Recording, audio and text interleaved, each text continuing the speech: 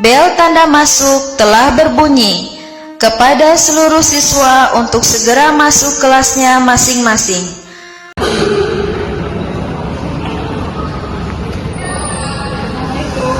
Waalaikumsalam warahmatullahi wabarakatuh.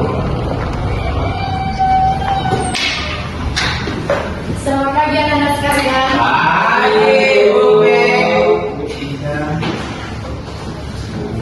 Ketua kelas tolong disiapkan. Baik, itu malam kita berdoa mulai. Amin. Doa selesai. Sebelum melanjutkan pembelajaran, Ibu akan mengambil absen terlebih dahulu. Isra, Hadir, Bu. Randi, Hadir, Bu. Vincent, Anissa, hadir Bu. Suci, Dika, Absen Alfa, Bu. Fahri. Hadir, Bu. Baik, berarti semua hadir ya. Hadir, Bu. Hadir, si Toha hadir, Bu. Ada yang tahu kenapa Toha? Katanya si gigi, Bu. Udah berapa hari dia seperti ini? Kemarin, Bu. Baik, minggu kemarin Ibu telah membahas materi yang fisik kayu, sifat mekanik kayu, dan sifat kimia kayu. Nah, ada yang masih ingat materi kita yang minggu kemarin? Enggak, Bu. Nah, langsung saja kita lanjut ke materi yang sekarang, yaitu spesifikasi dan karakteristik kayu.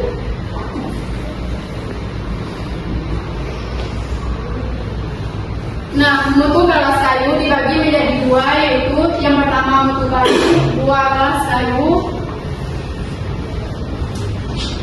Nah, mutu kelas kayu. Menurut Aques tadi 2008 terdapat 3 macam mutu kayu dalam perdagangan, yaitu mutu A, mutu B, dan mutu C.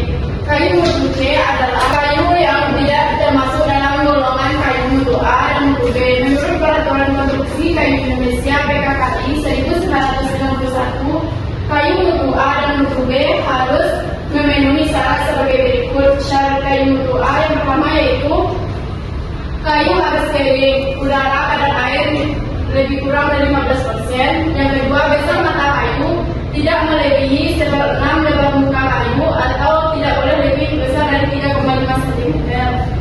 Nah, selanjutnya yaitu syarat-syarat kayu mutu B. Istilah tolong diperhatikan ke depan. Coba lanjutkan yang Ibu apakan. Baik, Bu. Pertama ada kayu kering udara dengan kadar air 15% sampai 30%. Yang kedua, besar mata kayu tidak melebihi 1/4 lebar muka kayu atau tidak boleh lebih besar dari 5 cm. Kemudian ada kayu tidak boleh mengandung kayu global yang lebih besar dari 1/10 lebar muka kayu.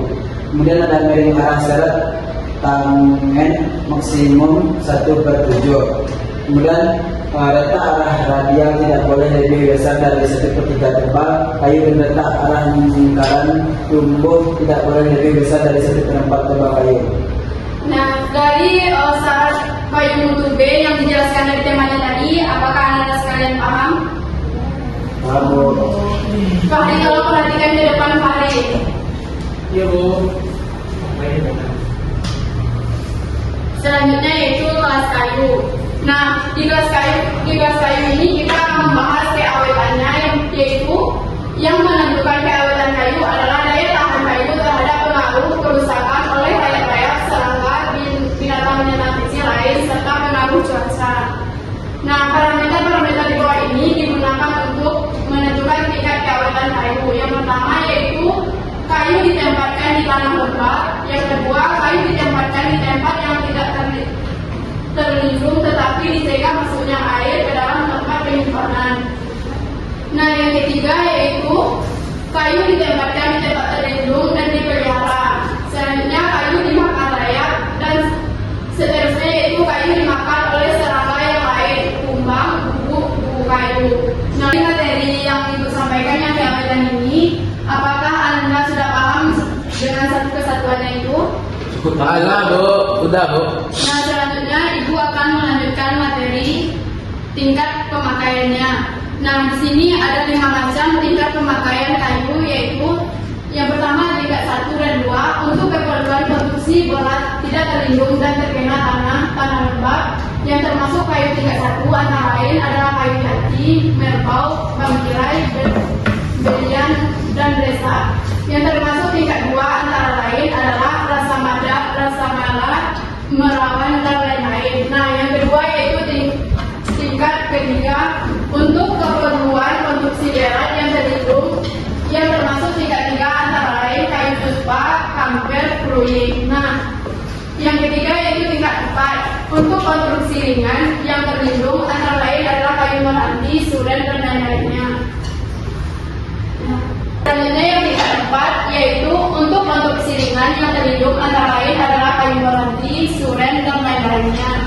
Nah, tingkat 5 hanya untuk keperluan pekerjaan. Bu, izin bertanya, Bu. Ya. Kayu meranti itu mana ditemui, Bu? Mana dapat ditemui?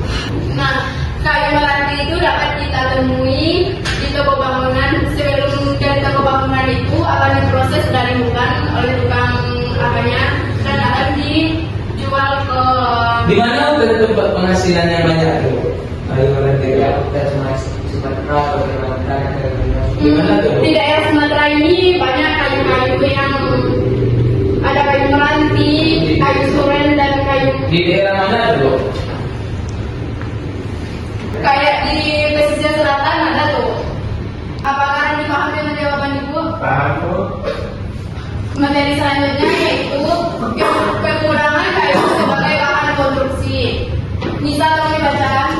Yang pertama itu kelebihan bahan alam yang dapat diperbaharui, kuat tarik yang tinggi, dapat meredam suara, memiliki tekstur yang baik dan rendah, memiliki radius yang cukup ringan sehingga bisa melakukan tempat eksploitasinya, ringan, mudah dibawa dan mendapat, dan yang terakhir pengerjaannya mudah. Nah, selanjutnya yaitu kekurangannya. Rani tolong dibacakan. Kekurangan tidak tahan lama, susah diatur, tidak tahan panas seperti kadar air tinggi, mutu tidak seragam, kuat tekan rendah, kuat tarik terbatas, seret dan teratur, cacat kayu, dan bisa pada saat kayu dalam keadaan kelembaban tinggi, ukuran panjang kayu terbatas, Bu. Nah, setelah kekurangan ini kita akan membahas hasil olahan dari kayu. Ada yang tahu anak-anak sekalian apa saja hasil olahan dari kayu itu? Contohnya, Bu, itu meja yang Ibu pakai, Bu. Dari kayu. Kursi, Bu. Iya. Kuncen, Bu. Nah, Ibu akan menjelaskan satu persatu ya. Yaitu hasil olahan kayu itu dapat berupa plywood. Plywood akan tersusun dari beberapa lapis kayu yaitu serat dan kulit kayu yang kemudian dipres menggunakan tekanan yang sangat tinggi membentuk sebuah kayu lapis. Bila terdiri dari 3 lapis akan disebut sebagai triplek. Sedangkan yang lebih dari 3 lapis kayu disebut multiplek. Plywood memiliki daya tahan air yang lebih baik dari kayu olahan lainnya karena melalui proses pressing dengan tekanan tinggi. Berapa ukuran plywoodnya, Bu? Bentar yang bisa. Iya, Bu, tebal plywoodnya berapa tuh? Lebar panjangnya juga, Bu. Baik, Ibu sudah membawa contoh dari plywood itu, yaitu ini. Nah, ukuran ketebalannya itu 3 sampai dengan 5 cm dan permukaannya ini lumayan kasar. Kalau besar ukuran yang besarnya itu berapa, Bu? Ukuran besarnya itu tergantung pembuatannya itu ada yang cm atau lebih. Tergantung pesanan berarti Ya, ya, Bu. tergantung pesanan.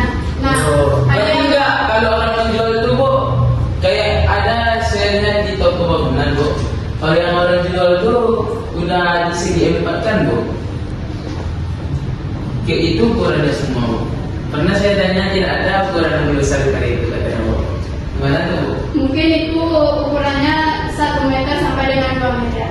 Itu mungkin tergantung bangunannya, Bu, yang jual, Bu. Iya. Jika tolong ditengok permukaannya ke depan biar kalian semua tahu. Yang tahu kan cuma kan.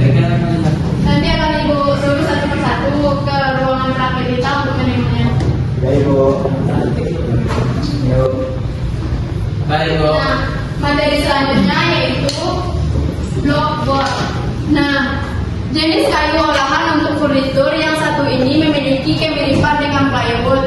Hanya saja bahan berbeda. Blockboard terbuat dari potongan kayu yang akan dipres menggunakan tekanan tinggi dengan tambahan lem perekat. Blockboard terdiri dari 3 lapis. Lapisan atas, bawah terbuat dari serbuk kayu dan pada bagian tengah akan terdiri dari potongan kayu yang disusun. Contohnya ini kok. Untuk Ya. saya tahu ini. Yang contohnya meja yang kita pakai sekarang ini. Nah, selanjutnya yaitu honeycomb board. Jenis kayu ini memiliki rongga-rongga kecil pada bagian dalam berbentuk seperti sarang lebah. Struktur yang berbentuk heksagonal ini akan menambah kekuatan permukaan sofa dan lemari. Pakaian akan sangat sering menggunakan jenis kayu ini. Selain itu juga bisa digunakan untuk berbagai aplikasi kemasan seperti palet kertas, box kertas, dan sebagainya. Jenis kayu ini juga dibuat dari bahan bekas sehingga sangat ramah lingkungan dan juga ekonomis. Nah, Ada contohnya kok. itu untuk contohnya ibu kesulitan mencarinya. Coba Rani tengok aja di gambar PPT yang depan itu. Tidak jelas kok. Kurang jelas. Bisa berani pergi ke depan dan tengok. Sama aja bentuknya Bu. Maksudnya itu kalau kita lihat kan Bu, bisa kita nampak presisi gitu. Ya, itu juga sulit untuk kita temui soalnya di ruangan kita ini juga tidak ada. Oh gitu. Oke. Nah, selanjutnya yaitu medium density fiber board. Nah, Suci tolong dibacakan materi yang di depan. Jadiat adalah jenis kayu olahan yang dibuat dari pukulan kayu yang memiliki diameter kecil atau suatu kayu yang akan dicuci dan direbus pada suhu tertentu. Membentuk bubur kertas yang nantinya akan diberikan lem dan wax, menghasilkan benda yang lebih solid dengan ketebalan tertentu setelah dipres dengan tekanan tinggi dan diberi panas. Lemari, pintu, khusus jendela, meja menjadi furniture yang cukup sering menggunakan jenis kayu ini. Bu, boleh izin angkat telepon bentar Bu. Oh, baik. Orang tua telepon. Siap Bu. Nah, selanjutnya yaitu partikel board. Jika MDF terbuat dari serbuk kayu halus, maka partikel terbuat dari serbuk kayu besar ditambah dengan kepingan kayu. Pembentuk ciri khas yaitu adanya pori-pori di dalamnya, berat pun cukup ringan. Biasanya akan di finishing menggunakan lapisan laminasi. Nah, dari materi yang dipaparkan, apakah Anda sekalian paham? Paham, Bu. Nah, kalau Anda sudah paham, Ibu akan mengasih tugas ke WA grup kita minggu depan tolong dikumpul karena jam pembelajaran kita hari ini sudah habis. Nah, Baik, Bu. Ibu akhiri aja pembelajaran kita hari ini. Ke-12 tolong siapkan. Siap, syukur mulai. Alhamdulillahirabbil alamin. Assalamualaikum warahmatullahi wabarakatuh. Waalaikumsalam warahmatullahi wabarakatuh.